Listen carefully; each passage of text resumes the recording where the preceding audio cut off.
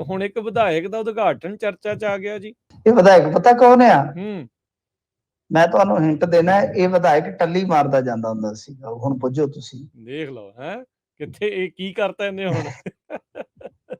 ਇਹ ਟੱਲੀ ਵਾਲਾ, ਇਹ ਯਾਨੀ ਦੇਵਮਾਨ ਸਾਈਕਲ ਵਾਲਾ। ਹਾਂਜੀ ਦੇਖੋ ਇਹ ਜਿਹੜੇ ਹੈਗੇ ਨੇ ਦੇਵਮਾਨ ਜੀ, ਇਹਨਾਂ ਨੇ ਆਪਣਾ ਕੀਮਤੀ ਸਮਾਂ ਕੱਢਿਆ ਹੈ ਤੇ ਪਟਿਆਲਾ ਗੇਟ ਨਾਭਾ ਵਿਖੇ ਕੋਈ 2 ਬਾਥਰੂਮ ਬਣੇ ਸਨ, ਪਬਲਿਕ ਵਾਸ਼ਰੂਮ, ਪਬਲਿਕ ਟਾਇਲਟ ਹੀ ਕਹਿ ਲਓ ਜੀ, ਉਹਨਾਂ ਦਾ ਉਦਘਾਟਨ ਕਰਕੇ ਇਹਨਾਂ ਨੇ ਬਹੁਤ ਵੱਡਾ ਉਦਮ ਕੀਤਾ ਹੈ ਜੀ।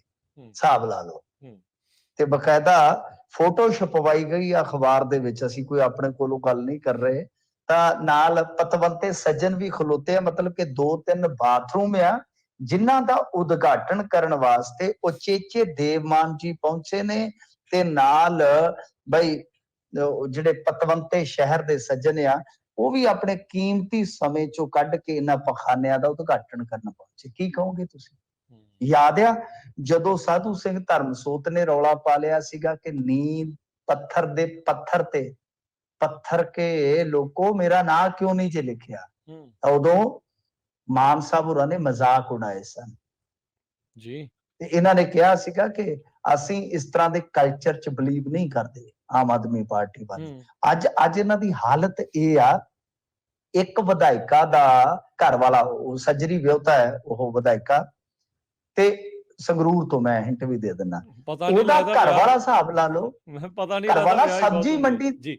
ਹਾਂਜੀ ਜੀ, ਮੈਂ ਕਿਹਾ ਪਤਾ ਨਹੀਂ ਲੱਗਦਾ ਨਾ ਵਿਆਹ ਇੰਨੇ ਹੁੰਦੇ, ਕਿਹੜਾ ਸੱਜਰਾ ਵਿਆਹ ਆ ਸੱਜਰਾ ਵਿਆਹ ਸੰਗਰੂਰ ਵਾਲੀ ਭਰਾਜ, ਬੀਬੀ ਭਰਾਜ, ਮੈਂ ਨਾਮ ਲੈ ਦਿੰਦਾ।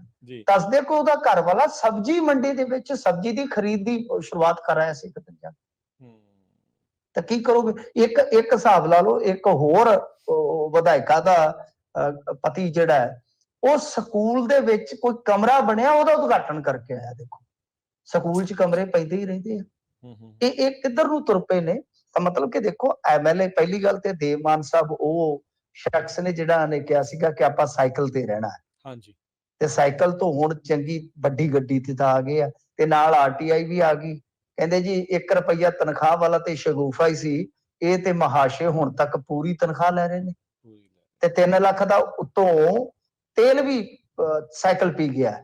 ਲੋਕ ਮਜ਼ਾਕ ਕਰ ਰਹੇ ਨੇ ਕਿਉਂਕਿ 3 ਲੱਖ ਦਾ ਤੇਲ ਵੀ ਵਸੂਲ ਕੀਤਾ। ਕਹਿੰਦੇ ਕਿ ਇਹਨਾਂ ਦਾ ਸਾਈਕਲ ਜਿਹੜਾ ਹੈ ਨਾ, ਉਹ ਤੇਲ ਪੀਂਦਾ ਆ। ਤਾਂ ਖੈਰ ਇਹ ਸਾਰਾ ਕੁਛ ਆ ਜਿਹੜਾ ਉਹ ਬੜਾ ਹਾਸੋਹੀਣਾ ਜਿਹਾ ਜਾਪਦਾ ਕਿ ਜਿਹੜੇ ਲੋਕ ਕਦੇ ਇਹਨਾਂ ਗੱਲਾਂ ਕਰਕੇ ਦੂਸਰਿਆਂ ਨੂੰ ਬੜਾ ਕਹਿ ਲਓ ਕਿ ਲੱਕੋਂ ਲੈਂਦੇ ਸਨ, ਅੱਜ ਖੁਦ ਉਹ ਇਹਨਾਂ ਚੀਜ਼ਾਂ ਦੇ ਵਿੱਚ ਉਲਝੇ ਹੋਏ ਨਜ਼ਰ ਆਉਂਦੇ।